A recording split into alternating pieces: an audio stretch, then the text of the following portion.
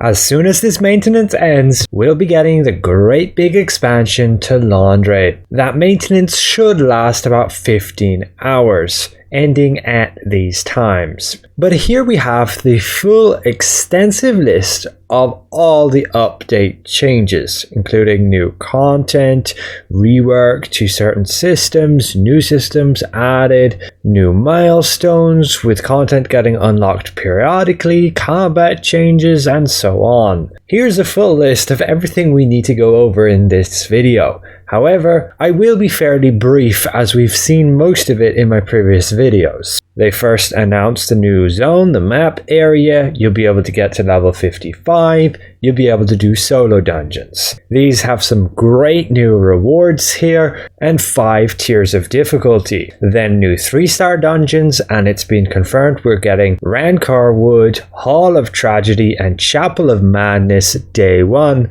with the other 2 the next week. So you can already look up guides on how to actually complete those, and they will have a lot of new tier 2 gear in their loot tables, and so good luck on your drops. There's the whole new Weapon Mastery revamp. You can experiment by unlocking all of these certain nodes. I do recommend Questlog to be able to mess around with them, since unlocking a node does have an upfront cost. You only have to pay this once, and you can always reset the points for free and assign them to the other slots that you have unlocked. But yes, it gets pretty expensive. There will be Nebula Island, primarily a lawless PvP zone with field bosses periodically, and some crazy good accessories to be earned. The new artifact system with significant set effects and new skill effects too, but we won't be getting both Nebula and the artifact system until March the 13th, a week after launch. There's new lifestyle content. You'll be able to upgrade your cooking and also catch some new fish.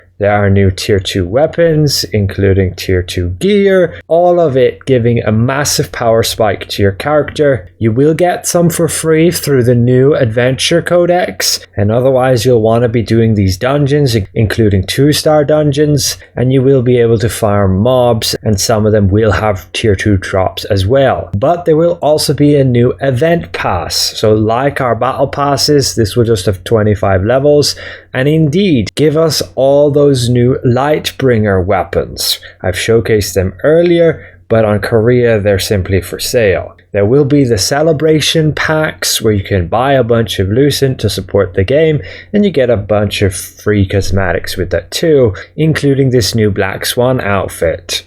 But then all of the new milestones. It's a little bit different to what Korea got. Every day we unlock new content, starting with some dynamic events with our first field boss March the 8th. That's this guy right here with all of these tier 2 loot drops, including this necklace and hands, and he should unlock as a guild boss. March the 9th we get the 2 open world dungeons, the Temple of Truth with these levels, and the Berkant Estate with these. There will be then new boonstones to fight over. March the 11th, another riftstone and another field boss, the Leviathan. And he comes with all of this 2-tier gear with those weapons, the bow as well, a bracelet, and then older stuff. March the 15th, we get another field boss, this being Pakilo, and he'll come with all of this tier 2 gear, along with the pretty much best in slot ring for nearly everybody, and then those pants and this spear. And then for some reason they're unlocking at different times, but US West will get Crimson Mansion on the 21st, US East will get it on the 22nd, and then on the 23rd we get another field boss, Manticus, and it drops all of this new gear here with this wand, these pants, this necklace. March the 27th we finally get our Archbosses unlocked. Delisnoa and Giant Cordy, with the actual battles arriving on the 29th and April the 2nd, with Delisnoa first and Giant Cordy second. This is Delisnoa with 5 new Archboss weapons, and then Cordy with just 3 new ones. On from there we have the combat and movement improvements, increasing basic attack range and ultimately fluidity with movement when you're just using skills and attacking in combat. It feels so good to be able to just have full movement speed all the time, even if you're pressing buttons to attack. But there are some other notable improvements, which again should just make the overall experience much better. And new floating damage text. You can see that here in game if you haven't already, and yeah, it's really good. Then we have the siege schedule. This has been changed, so the first siege will be March the 23rd. Be aware, castle defenders will be assigned on the 21st of March. That means you need to work on your guild ranking during that week leading up to the 21st. The guild with the highest activity ranking will become the defenders. We have the new weekly mission system. A massive improvement here. Complete your tasks, claim those points, and you're just going to unlock these rewards and immediately claim them. A load of different tasks you can do here, and you don't have to do all of them to get all the rewards.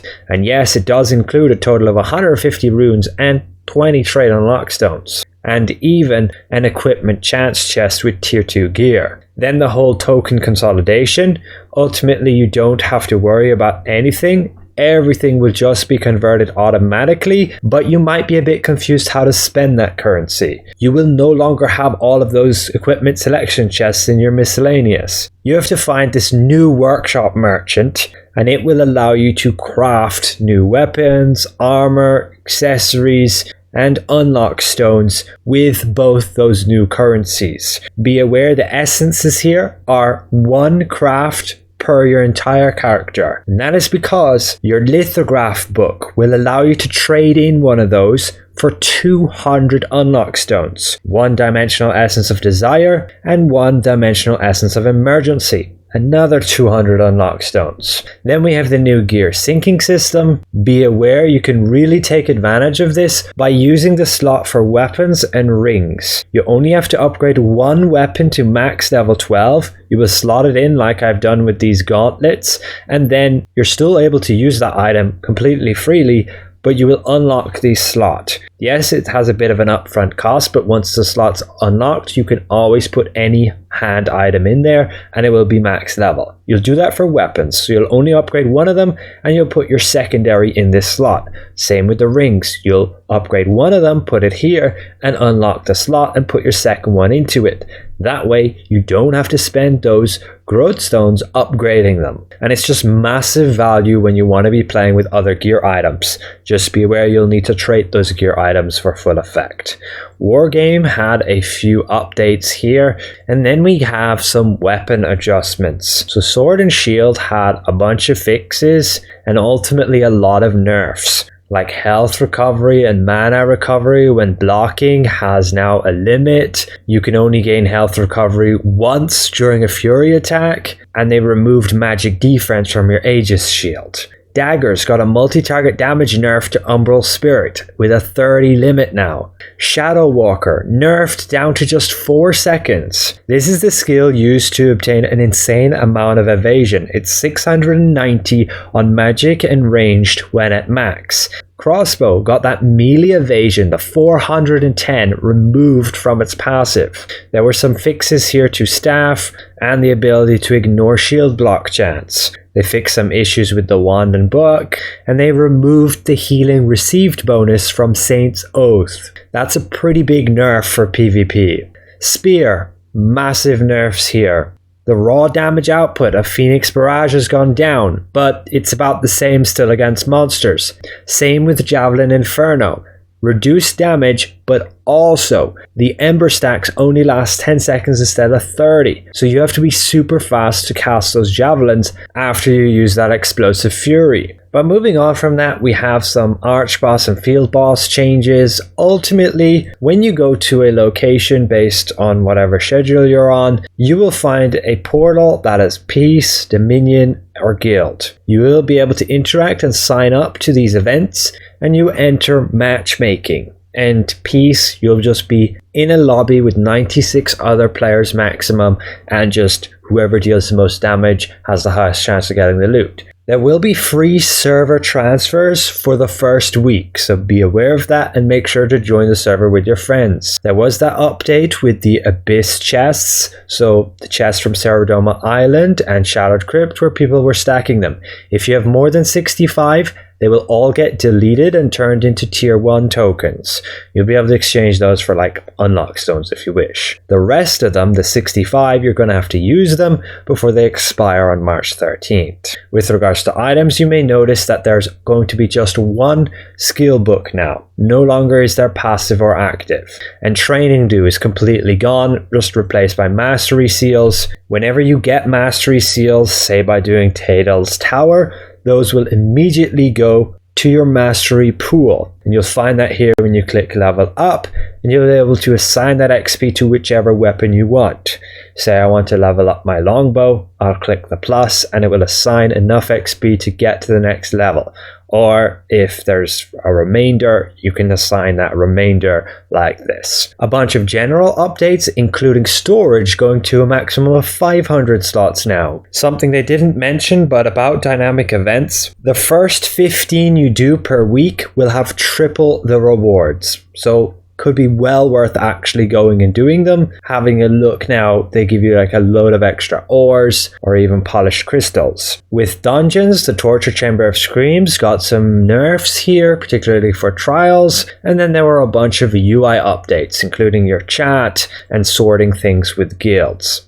That was overall everything that they announced in the overall release notes, and ultimately I've covered in multiple videos previously more details about the majority of the things I've just announced. One thing I want to elaborate more on is tier 2 blue gear. I've got my hands on a piece. I will be able to get that to maximum level 9 and then be able to see what is the rates with, say, transferring that to tier 2 purple gear, what's up with blessings, and ultimately how to make the most of them. But yes, in an upcoming video just later. So thanks all for watching, and we'll see you guys around. Goodbye for now.